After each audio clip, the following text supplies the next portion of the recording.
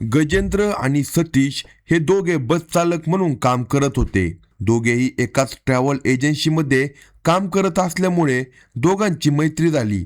गजेंद्र हा मूळचा राजस्थानमधील पचेरी या गावचा होता. त्याचे लग्न झाले होते. बायको मिथिलेश आणि 2 मुलांची जबाबदारी त्याच्यावर होती. रोजगार नसल्याने तो गाव सोडून दिल्लीमध्ये आला होता आणि एका ट्रॅव्हल कंपनीत काम करू लागला होता. तिथे सतीश सोबत त्याची ओळख झाली. सतीश हा बंगाली होता.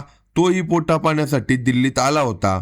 दिल्लीत दोघेही बाहेरून आले होते आणि एकत्र काम करत असल्यामुळे त्यांची मैत्री झाली होती. गजेंद्र त्याच्यासोबत आपुलकीने वागत असला तरी सतीशच्या मैत्रीमागे कारण होते, ते म्हणजे गजेंद्रची बायको मिथिलेश. मिथिलेश 2 मुलांची आई झाली असली तरी तिच्या देहाची टणकता, मादकता कमी झाली नव्हती. गोरी पान, उंच, भारदस्त मिथिलेश पाहता क्षणीच मोहात पाडणारी होती. तिचे राहणीमान उत्तम होते. आर्थिक परिस्थिती सर्वसामान्य असली तरी ती टापटिपीत राहत होती. हलकासा मेकअप, तंग पोशाख आणि हसतमुख चेहरा यामुळे तिची भुरळ पडत होती. तिलाही पुरुषांसोबत सलगी करण्याचा नाद असल्याने स्वतःला मदमस्त ठेवणे तिला जमतही होते. आपली बायको देखणी आहे, मस्त राहते, एखाद्या नटीसारखे दिसते आणि मनसोक्त सुख देते म्हणून नवरा गजेंद्रही खुश होता. तो तिला तिच्या वागण्याबद्दल कधी काही म्हणत नव्हता. त्यामुळे नवरा बायको मस्त आयुष्य जगत होते. गजेंद्र बरोबर सतीश घरी येऊ लागला. तो आपला जिगरी दोस्त आहे असे गजेंद्रने बायको मिथिलेशला सांगितले. तिनेही हसून त्याचे स्वागत केले. तिच्या हसण्याचा आणि मादक शरीराचा मोह सतीशला झाला. तो गजेंद्रची पाठ सोडतच नव्हता. गजेंद्र कुठेही निघाला तर तो त्याच्या सोबतच असायचा. गजेंद्रचे कोणतेही काम तो पुढे होऊन करायचा. गजेंद्रला कोणतीही मदत लागो, सतीश सर्वात आधी मदतीचा हात द्यायचा. त्याच्या या वर्तनामुळे गजेंद्रला देखील त्याच्याबद्दल आपुलकी वाटू लागली. आता परिवारासोबत फिरायला बाहेर पडला तरी गजेंद्र सतीश सोबत येऊ लागला. सतीश जणू त्याच्या परिवाराचा एक हिस्साच बनला होता. दुसरीकडे मिथिलेशला अविवाहित सतीशच्या मनात काय चालले आहे याचा अंदाज आला होता. तो घरी आला की ती त्याला वेळ देत होती, त्याच्यासोबत गप्पा मारत बसत होती. त्याची नजर तिच्या चेहऱ्यावरून, तिच्या टच्च भरलेल्या वक्षस्थळावरून फिरू लागली की तिचा पदर बाजूला सरकत असायचा. 2 मांसल गोळ्यातील खोलगट घडीत त्याची नजर अडकत असे. त्याची खिळलेली नजर तिच्या मनात गुदगुल्या करू लागायची. हा नजरेचा खेळ काही दिवस चालू होता. तिच्याकडून प्रतिसाद मिळू लागल्याने त्याचे धाडस वाढत होते. दरम्यान गजेंद्रने नोकरी सोडून स्वतःचीच कार घेण्याचे ठरवले. कार घेऊन भाडेतत्वावर फिरवली तर चांगले पैसे मिळतील असे त्याला वाटत होते. त्याने हा विचार बोलून दाखवताच सतीशने तो विचार उचलून धरला. इतकेच नाही तर त्याला कारसाठी पैसेही दिले. गजेंद्रने कार घेतली तेव्हा मिथिलेश, मुले तसेच सतीशही सोबत होते. सगळेच खुश होते. आता गजेंद्र प्रवाशांना घेऊन परगावी जाऊ लागल्यामुळे त्याची चांगली कमाई होऊ लागली होती. नवऱ्याची कमाई वाढल्याने मिथिलेश खुश होती. हा आनंद ती सतीश बरोबर बोलताना व्यक्त करत होती.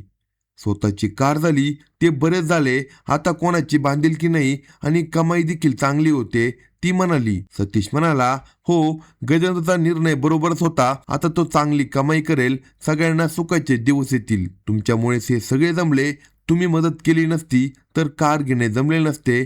तुमचे उपकार झाले आमच्यावर. उपकार कसले भाभी, मी काही तुम्हाला परक मानत नाही. तुम्ही मात्र मला असे बोलून परक्यासारखे वागवता. नाही हो, मीही तुम्हाला कधी परके मानत नाही.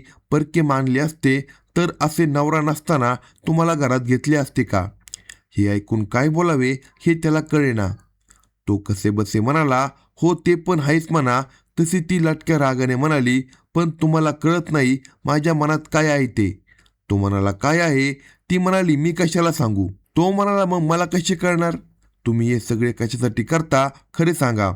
तिच्या प्रश्नावर अंदाज घेत तो म्हणाला, खरे सांगू का, मला तुम्हाला आनंदी बघायचे आहे. तुम्ही सुखात असावे असे मला वाटते म्हणून मी तुमच्या नवऱ्याला मदत करतो. ती लाजत म्हणाली, मलाही हेच वाटते. तो शियारला, म्हणजे काय भाभी? काही नाही, जाऊ दे, सोडा, असे लाडीक रागात म्हणत ती उठली. तसा त्याने धीर एकटवला. तोही झटक्यात उठला आणि त्याने तिला मिठीच मारली. क्षणभर ती बावरली. तिने आजूबाजूचा अंदाज घेतला. तिची मुली झोपली होती. ती कुजबुजली, असे काय करताय? मला सुख मिळावं असं वाटत नाही का तुला? तो तिच्या कानात कुजबुजला. ती काहीच बोलली नाही. तो पुटपुटला, मिथिलेश, खूप आवडते तू मला. तुला पाहताच मी तुझ्या प्रेमात पडलो. पण तू मित्राची बायको आहे म्हणून मनातले बोलू शकतो नाही. पण तू आनंदात राहावीस असे वाटते ग. मी तुला सगळे सुख देईन अशा भूलथापा देत त्याने तिच्या ओठावर ओठ टेकले. तो तिचे चुंबन घेऊ लागला. तसा प्रतिसाद देत तिनेही त्याचे ओठ तोंडात घेऊन जीभ फिरवायला सुरुवात केली. तिच्या त्या चुंबनाने त्याची उत्तेजना प्रचंड वाढली. तो जोरजोरात तिच्या वक्षस्थळांचे नितंबाचे मर्दन करू लागला. त्याचा आवेग तिने ओळखला. त्याची आतुरता हेरून तिने देहाचा सगळा खजिना त्याच्यासमोर खुला केला. तिला नग्न अवस्थेत पाहून तो देहभान विसरून गेला. पाहता पाहता तोही विवस्त्र झाला आणि तिला भिडला. दोन कामाग्नीने पेटलेले शरीर एकमेकांचे मर्दन करू लागले. अनेक दिवस स्वप्न पाहिले ते वास्तवात आल्याने दोघेही बेपाम होऊन परस्परांना रगडू लागले. सुखाची देवाणघेवाण घेत समागमाचा आनंद लुटून ते शांत झाले. दोघांचीही वासना थंड झाली. पण ही कामाग्नी विझणारी नव्हती. वारंवार हा भडका ओढणारच होता आणि पुन्हा पुन्हा ही शरीरे एकमेकांना भिडणार होती. दोघांमधील अनैतिक संबंध अगदी रोज सुरू होते. कारण गजेंद्रचा बायकोवर आणि मित्रावर विश्वास होता. आपण घरी नसताना आपला मित्र घराची काळजी घेतो हे गजेंद्रला मित्राने उपकार केल्यासारखे वाटत होते. तोही मित्राची काळजी घेत होता. पण प्रत्यक्षात त्याचा विश्वासघात करून त्याची बायको आणि मित्र वासनेचा खेळ खेळत होते. त्यांच्या या खेळात गजेंद्रचा काहीच अडथळा नव्हता. पण त्या दोघांना एकत्र राहण्याची इच्छा होती. त्यांना हा गजेंद्र नकोसा वाटत होता. त्यामुळे त्या दोघांनी गजेंद्रचा काटा काढायचे ठरवले. गजेंद्र नसेल तर आपल्याला नवरा बायकोप्रमाणे राहता येईल असे त्या दोघांना वाटत होते. त्यातून त्यांनी गजेंद्रचा काटा काढण्याचा प्लॅन आखला. एखाद्या सराईत गुन्हेगाराप्रमाणे त्यांनी सगळा कट रचला होता. एक बाई वासना शमवण्यासाठी नवऱ्याचा किती पद्धतशीरपणे काटा काढू शकते याचे हे एक उत्तम उदाहरणच म्हणावे लागेल.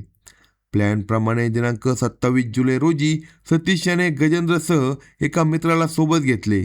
ते तिघे दारू पिऊन पार्टी करण्यासाठी घरातून बाहेर पडले होते. ते तिघे इटवा येथे आले.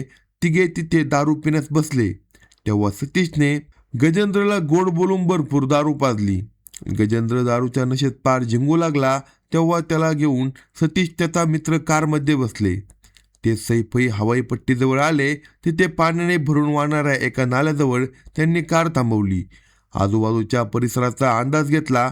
पावसाळ्याचे दिवस असल्यामुळे रहदारी कमी होती आणि नाल्यात तुफान पाणी आले होते. पाण्याला प्रचंड वेग होता.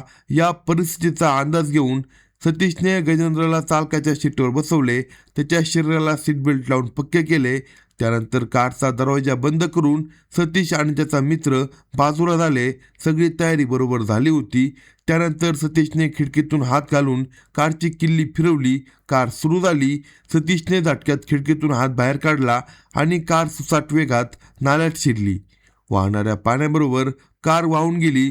कार उलटी पालटी होत असल्याचे पाहून त्यातून गजेंद्र जगणार नाही याची खात्री पटल्यानंतर सतीश आणि त्याचा मित्र तिथून सटकले. दुसरीकडे गजेंद्र घरी न आल्याने बायको मिथिलेश घाबरल्याचा बनाव करू लागली. शोधाशोध करू लागली. तेव्हा सतीश आला. तोही नेहमीप्रमाणे मित्राच्या परिवाराला मदत करण्याच्या बहाण्याने मित्राचा शोध घेऊ लागला. पण गजेंद्र काही सापडला नाही. दरम्यान नाल्यात कार सापडली. त्यामध्ये गजेंद्रचा मृतदेह होता.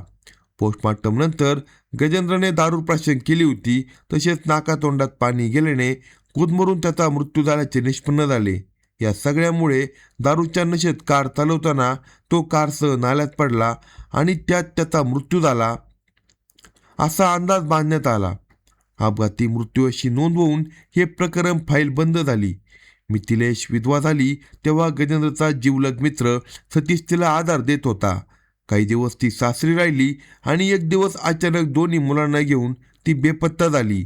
तिच्या माहेरच्या आणि सासरच्या लोकांनी तिचा शोध घेण्याचा प्रयत्न केला तरीही ती सापडली नाही. कारण ती राजस्थानमध्ये नव्हती तर ती आता थेट नोएडामध्ये आली होती. तिथे ती आता सतीशबरोबर राहू लागली. ती तिची 2 मुले आणि सतीश असा परिवार म्हणून राहू लागला. दरम्यान तिकडे सासरच्या लोकांनी ती बेपत्ता झाल्याची तक्रार दिनांक 10 ऑगस्ट रोजी पचेरी पोलीस ठाण्यात दिली होती. सतीश आणि मिथिलेश नवरा बायकोप्रमाणे राहत होते. दोघेही खुश होते. मिथिलेश सारखी देखणी बाई रोज भोगायला मिळत असल्याने काही दिवस सतीश आनंदात होता, पण हळूहळू त्या दोघांमध्ये दुरावा येऊ लागला. सतीश कामावर गेला की ती एकटीच घरी असायची. रिकामा वेळ असल्याने तिची वासना उत्तेजित व्हायची. तिला पुरुषांबरोबर गप्पा मारण्यात आनंद मिळत होता. तिचे हे वागणे सतीशला खटकत होते. ती परपुरुषाशी बोलते, चेष्टा मस्करी करते, हे त्याला पटत नव्हते. एक वेळ अशी आली की त्याला तिचे हे वागणे खूप आवडत होते. ती नवऱ्यापासून लपून आपल्यासोबत संबंध ठेवते याचा त्याला आनंद होत होता, पण आता ती बायको झाल्याने ती आपल्याला फसवून दुसऱ्यासोबत संबंध ठेवत असेल असे त्याला वाटू लागले. याच कारणातून दोघांचे बिनसले. वर्षभरात त्यांच्यात वादावादी सुरू झाली. आधी प्रेम करणारा सतीश आता संशय घेऊ लागल्याने ती वैतागली होती. दोघात कोणत्या ना कोणत्या कारणावरून भांडण होत होते. दोघेही एकमेकांना वैतागले होते हे त्यांच्या बोलण्यातून जाणवत होते. अखेरीस त्याने तिच्यापासून पिच्छा सोडवण्यासाठी तिचा जीव घेण्याचे ठरवले. तो गोड बोलून तिला घेऊन देवदर्शनासाठी म्हणून घरातून बाहेर पडला. इटावा येथील उसाहार येथील नागमंदिरात ते गेले. तेथे देवदर्शन घेतल्यानंतर त्याने तिला जंगलात फिरून येऊ असे सांगितले. तेव्हा तिची मुली झोपली होती. त्या मुलांना कारमध्ये झोपून ते दोघे जंगलात गेले. फिरत फिरत दाट जंगलातील निर्जन भागात ते पोहोचले. आजूबाजूला चिटपाखरोही नसल्याची संधी साधत त्याने खिशातील पिस्तूल काढली आणि तिच्यावर पिस्तूल रोखली. हे पाहून ती घाबरली. तिच्या तोंडातून शब्द फुटत नव्हता. तू बदफैली आहेस. आधी नवऱ्याचा आणि आता माझा विश्वासघात केलास. तुला जिवंत सोडण्यात काही अर्थ नाही असे म्हणत त्याने तिच्यावर गोळी झाडली. त्या क्षणी ती ठार झाली. ती निश्चित पडली. त्याने तिला हलवून पाहिले. तिचा जीव गेला होता. तो तसाच मागे फिरला. मुलांना मंदिरात सोडून कार घेऊन तो पसार झाला. दिनांक 22 जूनला तिचा मृतदेह पोलिसांना आढळून आला. पूजेसाठी मिथिलेश नव्या नवरीसारखी नटली होती. तिच्या मृतदेहाजवळ नारळ, तांदूळ आणि पूजेचे साहित्य आढळून आले. तसेच मंदिर परिसरात रडणारी मुले देखील सापडली होती. त्यावरून मिथिलेशची ओळख पटली. पोलिसांचा तपास वेगाने सुरू झाला. ही महिला तिच्यासोबत 2 मुलांना घेऊन बेपत्ता झाली होती. ती नोएडामध्ये प्रियकराबरोबर राहत होती. ती प्रियकराबरोबर त्याची बायको बनून राहत होती. त्याचे नाव सतीश यादव असल्याचे उघड झाले. पोलिसांनी संशयित सतीशला अटक करून चौकशी सुरू केली. तेव्हा हे प्रकरण केवळ मिथिलेश कुमारीच्या खुनाचे नाही, तर त्याआधी सतीशने तिचा नवरा गजेंद्र याचाही खून केल्याचे उघड झाले. सतीशने दिलेल्या जबाबावरून दुहेरी हत्याकांड प्रकरणी त्याच्यावर गुन्हा दाखल करण्यात आला. पोलीस मिथिलेशच्या हत्या प्रकरणाचा अधिक तपास करत आहे. अशाच नवनवीन क्राईम स्टोरी ऐकण्यासाठी कलम 302 या मराठी चॅनलला सबस्क्राईब करा आणि आपल्या प्रतिक्रिया कमेंट बॉक्समध्ये कळवा.